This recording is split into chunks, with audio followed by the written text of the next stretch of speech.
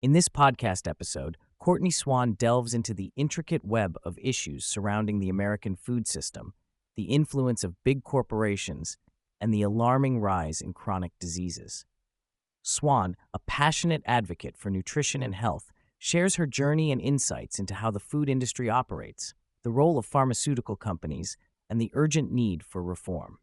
The conversation begins with a discussion about a significant Senate hearing involving Robert F. Kennedy Jr., who is known for his advocacy against corporate malfeasance in the food and pharmaceutical industries.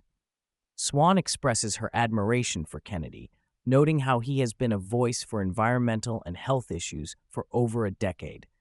She highlights the contentious nature of the hearing, where Kennedy faced aggressive questioning from several senators, many of whom have financial ties to pharmaceutical companies. Swan emphasizes that Kennedy's commitment to reforming the healthcare system stems from a genuine concern for the American people, not personal gain. Swan recounts her own journey into the world of nutrition advocacy, which began during her graduate studies in nutrition. Influenced by pioneers like Vani, the food babe, and Michael Pollan, she became increasingly aware of the dangers posed by processed foods and the lack of transparency in the food industry. Her passion led her to become involved in the MAHA movement, which aims to raise awareness about the health impacts of food and environmental toxins. Swan has dedicated over 15 years to educating the public about the importance of understanding what is in their food and advocating for healthier options. A significant portion of the discussion revolves around the corrupt practices of big food companies and their influence on public health.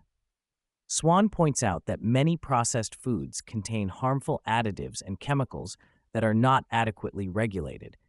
She highlights the case of glyphosate, a herbicide linked to cancer, and the troubling relationship between large agrochemical companies and the food supply. Swan argues that the government has failed to protect consumers from these harmful substances, allowing corporations to prioritize profit over public health. The conversation also touches on the relationship between big food and big pharma. Swan notes that many senators who oppose Kennedy's initiatives are financially supported by pharmaceutical companies, creating a conflict of interest. She emphasizes the need for transparency and accountability in both industries, as the current system often prioritizes corporate profits over the health of the American population. Swan believes that the rise in chronic diseases, including infertility and autoimmune disorders, is directly linked to the toxic environment created by these corporations. Swan stresses the importance of education in empowering individuals to make informed choices about their health. She encourages listeners to take control of their health by being proactive in their food choices, advocating for better policies, and demanding accountability from their representatives.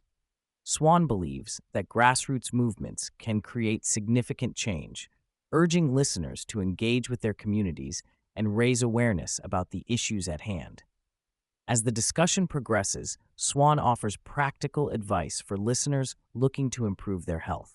She emphasizes the importance of investing in good air and water filtration systems, as indoor air quality can be more toxic than outdoor air. Swan also advocates for regular exercise and sweating, whether through saunas or hot baths, to help detoxify the body. She encourages individuals to focus on whole, unprocessed foods and to be mindful of the ingredients in the products they consume. The episode concludes with a hopeful outlook on the future of food and health in America.